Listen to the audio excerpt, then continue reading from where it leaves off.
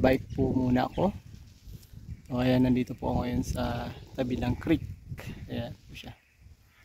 Ayan.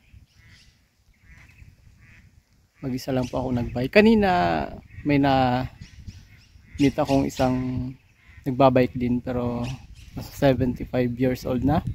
Nasiraan po siya kanina. Hindi ko lang na video kasi baka hindi niya gusto. Nulungan po natin siya kanina. So, yan po. See you later. Yan. Samahan niyo po ako mag-bike.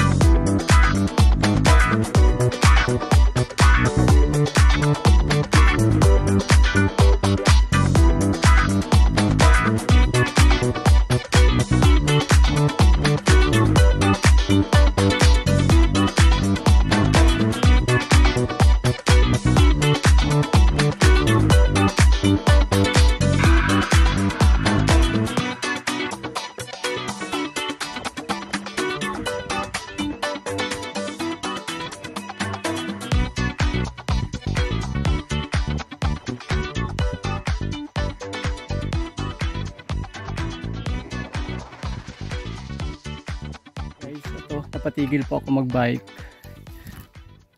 Ayan yung bike, bigla ko pong itinumba dyan kasi may nakita po ako dito. So ito na po siya.